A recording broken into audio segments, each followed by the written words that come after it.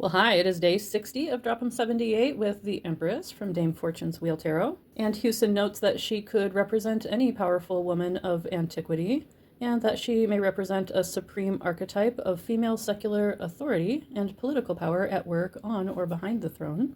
He gives some specific examples, and my favorite comes from a book by Boccaccio called About Famous Women, and there is an entry on Pope Joan immediately followed by Empress Irene of Byzantium, which might explain the order of these trumps. This card is based on the 15th century Milanese carry deck with an eagle on the shield heralding the Holy Roman Empire, a symbol that was then brought into the Visconti Sforza decks. In Lee Burston's writings, he notes that the eagle represents victory and the orb power and the crown sovereignty. I think Houston's cards based on old tarot decks are especially beautiful. I really love this one.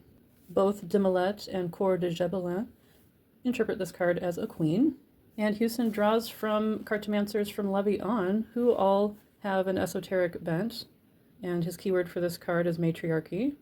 For his upright suggested meaning, it's female authority, beneficence, and plentitude, and reversed is waste, vacillation, overindulgence, and the abuse of feminine authority.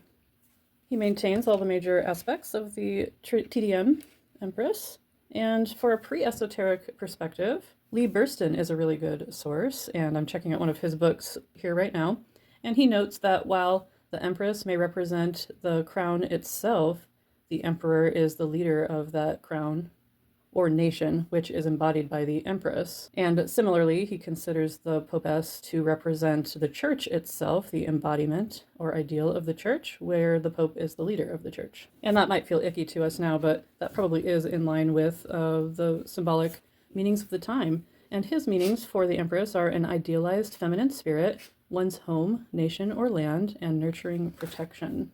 He notes that as a warrior, she would fiercely protect those she nurtures. And that does relate to my day today, since I took my son on a grocery shopping trip, and we did a lot of talking about, planning and taking care of the things he needs to take care of, all in the name of trying to protect him from the consequences of not doing those things, at least the really bad ones that would be hard to recover from. But of course, sometimes you have to know when to let him fail, too.